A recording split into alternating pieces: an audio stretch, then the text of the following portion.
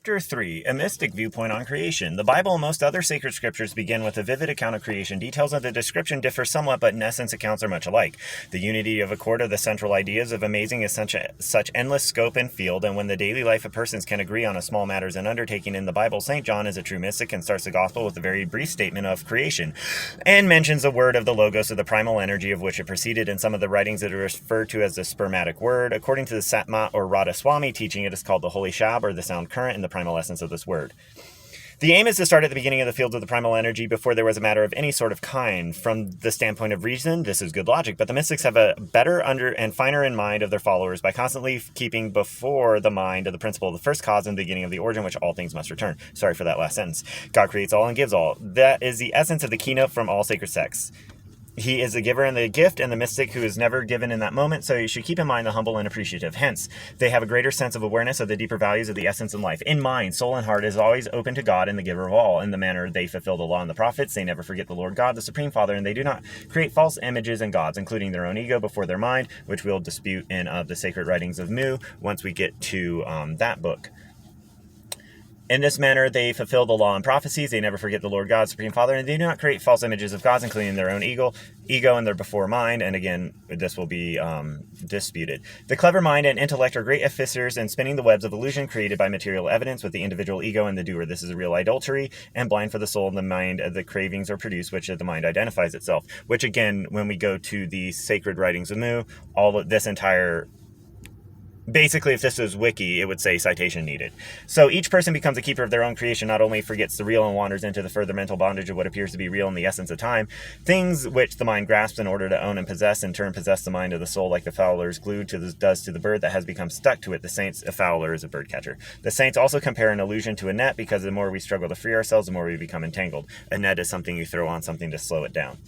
Until we have come under the guidance and protection of a true living master, the soul struggles to try to free itself from the trap of illusion. So the illusion is a net. And by the mind and the senses are so pure, the illusion, they cannot let it go, and they indulge in grief or self-pity as a great sin. If they do not, if not greater than indulging in pleasures, the reasons are quite obvious. They're extremes, that's why. The senses cry like babies when they are pried loose from their ruinous indulgences, and the mind has a more affinity downwards towards the senses and upwards towards the soul, because the mind itself is the finest essence of matter of the energy ray. It is that neutron or neuter pole of all material creation. That is why it is so powerful in producing the illusion and determining the patterns of events and matter. This will be the positive pole, in the sense in the particles of dancing tanmatras, and the electrons of atoms in the mind substance as a negative pole. All miracles and phenomena in matter are possible by proper control of this mental atom as the energy unit in the field of creation, because it controls the patterns and designs to give shape and limitations to all individual units. So if you can control your mind, you can control the world. It took years of research and planning by many thousands of the best brains of this world to find ways, such mega brains, and the means to crack the material atom and use its latent energy. Billions upon billions were expended upon this venture in America alone, because it's America, and it's America, before it could be utilized as a mere destructive agent in explosives, which again, this is America. This is America.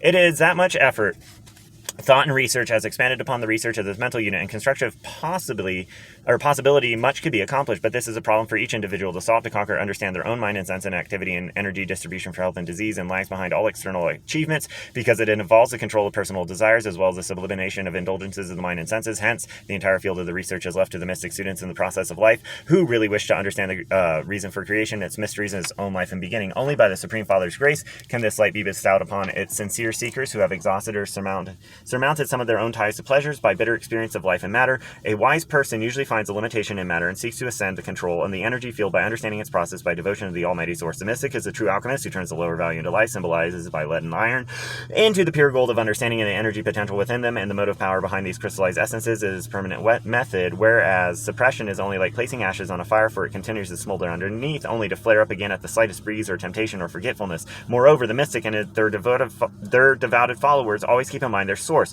whether they came from within their ego, following the path of energy travel to learn the ways of the mystic and the essence itself. Atomic research has definitely proven that all matter is but a mass of energy particles and fields of motion, which has become fixed in a definite rate of vibrationary balance. The pattern designed of each object in the mind of the field of the cosmos of the unit, the substance of attractive power to the sensory desire, action which holds the energy particle it attracts out of the cosmic reservoir, desire and motive precede all expression of motor activity, mentally, physically, whether conscious or subconscious. Even in criminology, there's a slogan, quote, "There is no crime without a motive," unquote, which is pretty much true. Yeah. No, yeah, you need a motive, even if it's like the most selfish motive. Energy itself has intelligence, which must have a direction or flow or way to go, or it defeats itself unless its expenditure is destruction. Every energy block in mind, emotion, and in matter is an obstacle which often necessitates eruptions of volcanic type in nature, as disease in human, as beast, or vegetation. In such conditions, the normal mental pattern of the energy flow of the use has been interrupted for the right itself. The wise person and physician looks for the cause to assist nature in balancing its directional energy current back to its norm, physically, mentally, and emotional. The mystic goes deeper than that and seeks out the cause and blocks of obstacles of their soul currents and uses all their strength of will and soul qualities to right the central axis of their very being in relationship and design in the purpose of Supreme Father.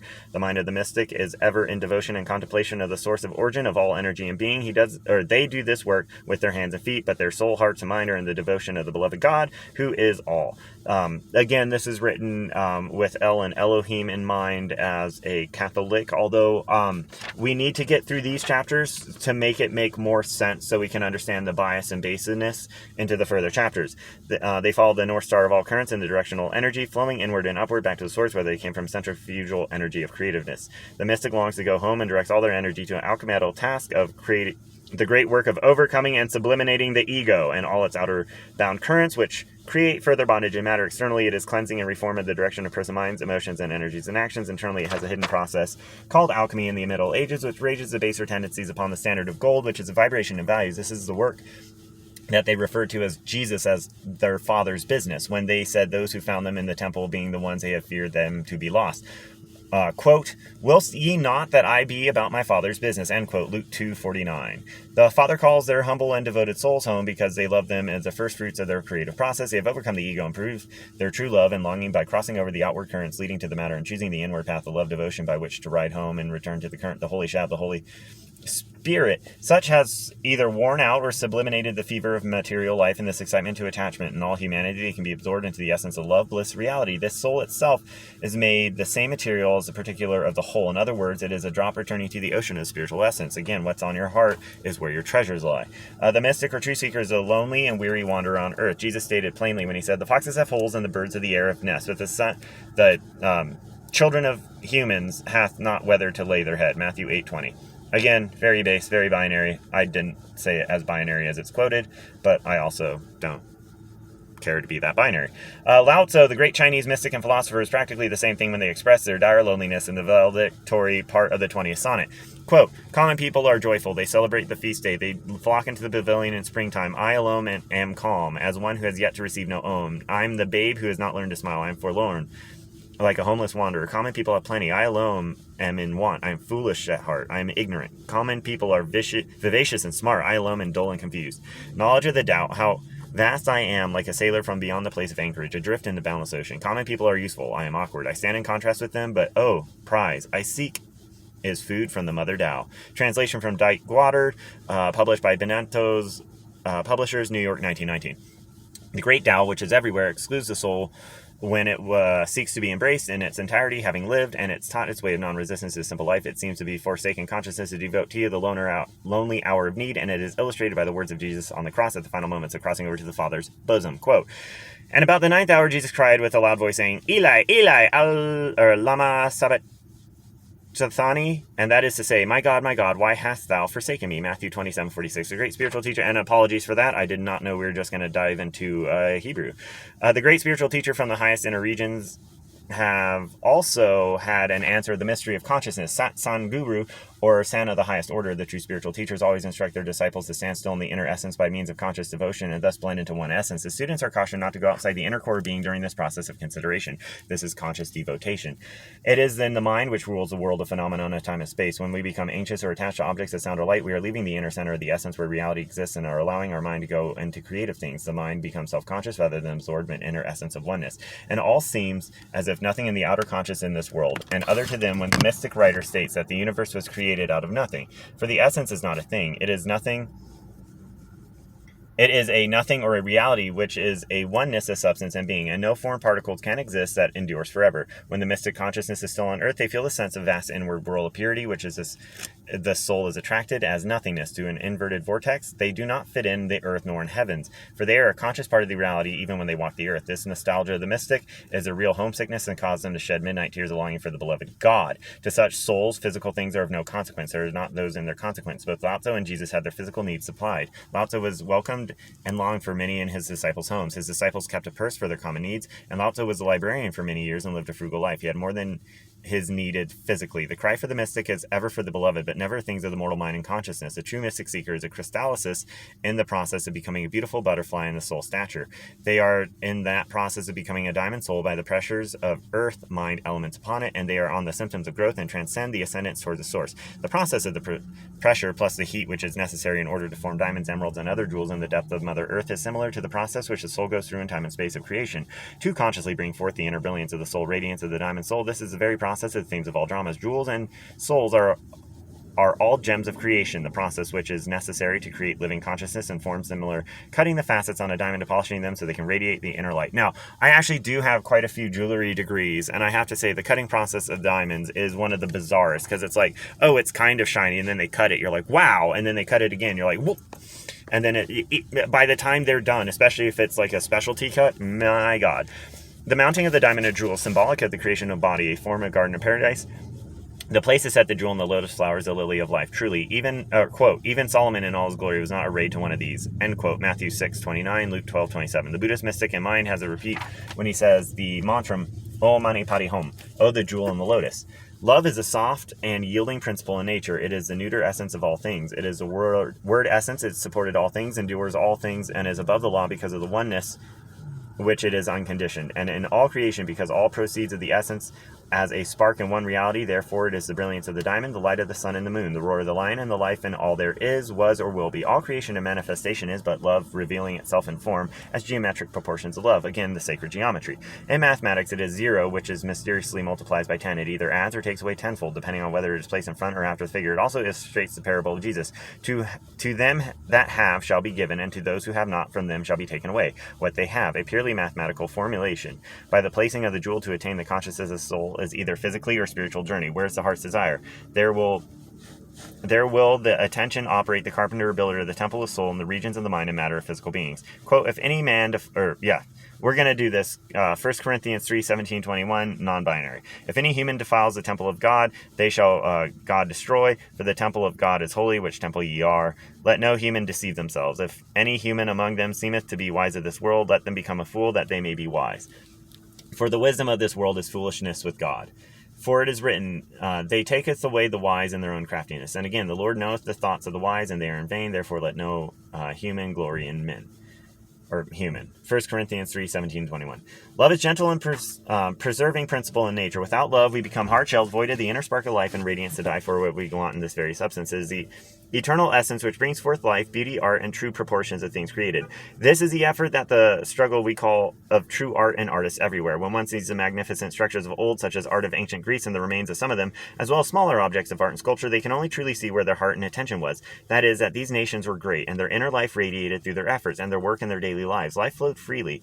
Petty ideas were swept aside and surmounted. Were there not for motor energy a centrifugal force which resulted in war and destruction, more of their early glory of thought and vision could remain for us to desire or to admire. But only love can survive the immutable solvent of true art and proportions. Love is the soft center of the heart of all. Form and force are but empty shells which sometimes hold life. Love is the cup of life and the heart of things material and spiritual. The cup of the Holy Grail and drama of Wagner's Parsifal is a mystic symbol of that life within and its upward struggle. Life must flow or leave the form of body, and the shell is dead within the life and not in it. Love is the gateway of life. Be ye lifted up in everlasting gates, cried the writer of the Psalms. Where there is love, there is life. Love is not a duty, it is life itself. When the personal emotions crowd out the true love energy and the essence of life, and they are created blocks of interference which cause great suffering physically, mentally, and emotionally. Such one punishes themselves by mental and emotional fixation of selfish determination and forgiveness, or selfish determination, The soul starves for lack of water and love, and forgiveness is the real vision and purpose of life. Many physical pains, rheumatic and arthritic fixation of joints are due to stoppages of life energy flow because of mental or emotional dams in the consciousness or subconscious in the field of mind energy. Again, this is a direct quote from the book, but we are going to skip this part because it's just going to talk about how your faith can heal disease. So we continue on page 41. Life's paths are many and confusing, but in nature and life, there's only in-breathing and out-breathing. Life is simple. Like the hand which only opens and shuts, yet is capable of all skills. The mind creates multiplicity everywhere to cover the simplicity of nature. All natural things are simple and pure. There is not misused or abused. All nature patterns are fixed according to definite lines of simple direction and directness. Quote, for not so vile that the earth doth live, but for the earth some special good doth give, nor aught good but strain from that fair use, revolts from true birth, stumbling on abuse. Virtues itself turns vice, being misapplied, and vice sometimes by action dignified. Words spoken by Lawrence Shakespeare in Romeo and Juliet. Human as a soul, as a child of the Supreme, and their essence, they imitate their parents in creativeness and learn the hard way of many mistakes in the mind and matter through suffering its outward efforts. When they have satisfied all external cravings of the prodigal son, they are ready to go home to the Father's house of reality. Such is the life of the mystic soul as a wanderer on earth, who finds no resting place, no security, no satisfaction in things of pleasure or passion.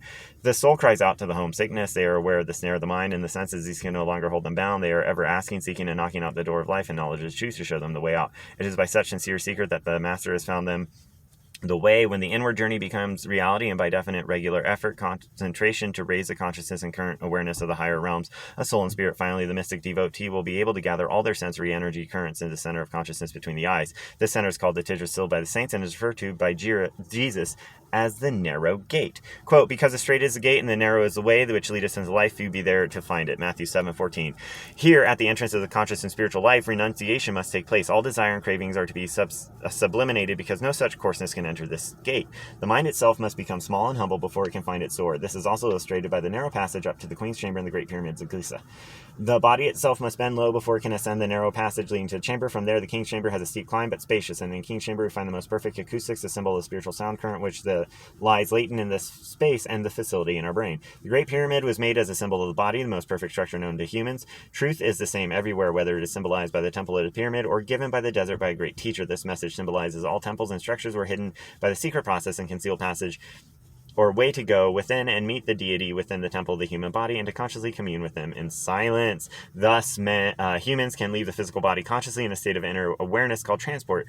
So and again, like a lot of cults use transport, but this is a very specific use of the word, in a state of inner awareness called transport. So they can, in their lifetime, enter those regions spoken in the Holy Scriptures and return at will under guidance and protection of the Master, or the Teacher, or the Guru. This state is referred to by St. Paul when he says, quote, I die daily, end quote, 1 Corinthians 15:31. When the consciousness of the devotee will have satisfaction of inner knowledge and union, and then they will be lonesome no more. St. Paul wrote of such a mystic transport in the following words, quote, I knew a man in Christ above 14 years ago, whether the body I cannot tell, whether out of body I cannot tell, God knoweth. Such one caught up with the third heaven and knew by man, whether in the body or out of the body I cannot tell, God knoweth. How that he speaks got up into paradise and heard unspeakable words which cannot be lawful for humans to utter. Of such of one I will of glory, yet myself I am not of glory. And in mind's infirmities, although I would desire glory, I shall not be a fool. For I will say the truth, but now forbay, lest any human should think of me above which they see me, or that they heareth of me. 2 Corinthians 12:2-7. All true mystic effort accumulates to the inner path of reality and transport. This is known as a few who are real seekers. This is too straight of narrow road for the multitudes. Only those who seek shall find, and those who knock the door of the spiritual life and open the lead to eternity while yet in their body. It is literally leaving the world, or living in the world, but not of it. The truth is one, so that the way and life of all true mystics.